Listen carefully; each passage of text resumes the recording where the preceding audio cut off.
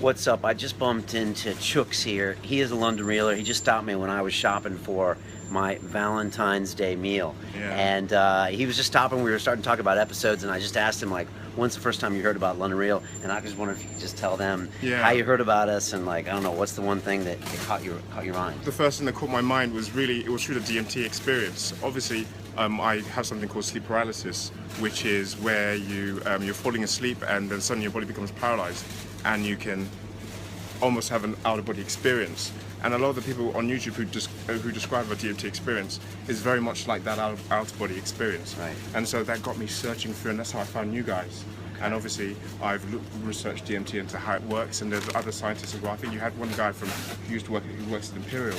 Imperial, yeah, we had Professor David Nutt. Yeah, Professor David Nutt. He's a very good guy. He's really looking into the science of how all these psychedelics affect our mind, because I think there's something behind it. Right. So, see, this is why I love bumping into London Reelers, because we always have something super cool to talk about. And it's funny, I was just watching the trailer for the DMT episode today. I was at the studio with one of our filmmakers, Luis, and I was like, look at this trailer I had, because I had like Graham Hancock there, I had Dorian Yates, I had Rick Doblin from MAPS, and I had Professor Nutt, and they were all talking about different things about psychedelics. And yeah, it's so cool. So when I meet cool guys like him, we have something to talk about. It's like, wow, you know all these things. And he's just been dropping science on me about like organic chemistry, and he said the word hexane. You don't hear that very often. And so you've obviously done your research, right? Yeah, of course. And well, thanks for coming up to me and stopping me. No problem. You know? It's no problem. It's good. I hope that DMT show was interesting. I never thought it was very good. You've had several, and like you had that fighter who came across. Dan Hardy. Yeah, and he dabbled in the psychedelics as well. Yeah. I thought that was very brave of him to admit that being a very brave. fighter. Yeah, that was one of our biggest shows at the time, Dan Hardy. That's when we switched to like the single camera format, and I knew it was going to be big with Dan. And Dan was working for a job. He was waiting for a job to be commentator for the UFC, which he is now in Britain. Yeah. And after the show, I was like, Dan, you just talked openly about ayahuasca, about DMT. And I said, Dan, how can you do that? Because, you know, it's taboo. I mean, like, I didn't even know if Chooks wanted to do a video and talk about DMT. And you know what Dan told me? What did he say?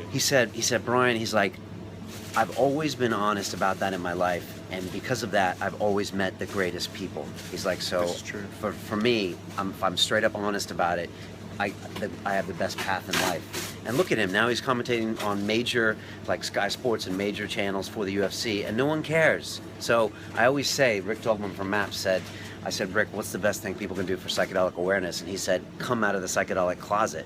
And like, I hope we do that at London Reel. Yeah, because like, when we talk about this stuff, like, you know, I haven't done a psychedelic show in like a year, and people are like, what's going on, Brian? But like, I really believe that someday we're gonna have like clinics in the UK where you can go away for the weekend like Grandma would, and she can go have a psychedelic experience and come back as a new person. I really hope that's something we head towards in the future. I mean, you see some of the medicines we have for trying to solve things like Alzheimer's, depression, post-traumatic stress disorder, PTSD, and really, there's such an avenue there as well that can really help individuals with that, because it allows you to deal with some conflicts. Yeah. I mean, I've tried ayahuasca. It wasn't the best experience for me. I mean, but the best way to try is obviously to go there. I want to go to Peru or probably Brazil, try it fully, you know, get the proper experience there.